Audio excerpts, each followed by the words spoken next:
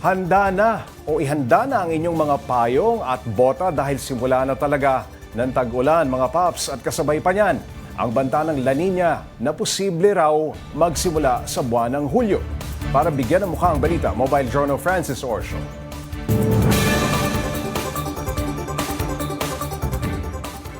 Matapos ang ilang araw na pag-ulan, idineklara ng PAGASA ang opisyal na pagsisimula ng tag-ulan season. Pero hindi ba mukhang napaaga yata?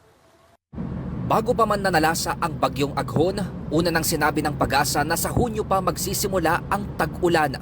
Pero kasabay ng paglabas ng bagyong Aghon sa Philippine Area of Responsibility nitong Miyerkules, ilang oras lang ay nagsabi na ang PAGASA na tag-ulan na.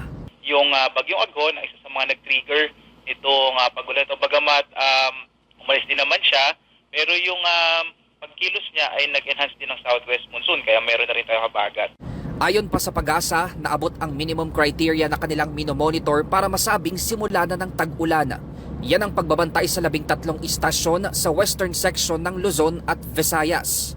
Kinakailangan makapagtala sa mga istasyon na yan ng at least 25 millimeters ng ulan sa loob ng 5 araw. Sana rin natin at least 2 bagyo ang in-expect, isa o 2 bagyo ngayong June. At posible din yung mga low pressure area at mga thunderstorms. Ayan, expect natin yan. Yan lang ilan sa mga weather system na maaari nating maranasan. Nilinaw naman ng PAGASA na bagamat tag-ulan na, hindi pa simula ng La Nina. Pero inaasahang magsisimula na rin ito sa buwan ng Hulyo, na siyang magiging dahilan naman para makaranas ang bansa ng sobra-sobrang buhos ng ulan. Kabaligtaran ito ng El Nino na nagdudulot pa ng tagtuyot sa maraming lugar dahil sa mas mababa sa normal ang naranasang pag-ulan. Sa ngayon, paalala ng PAGASA na umantabay sa mga anunsyo sa lagay ng panahon at ng inyong lokal na pamahalaan, lalo na ng mga lugar na pinakatatamaan ng hanging habagat. Sa section ng Luzon, Visayas, Ilocos Region, Bataan, Zambales, ilang bahagi ng Calabarzon, Palawan, Occidental Mindoro, Metro Manila.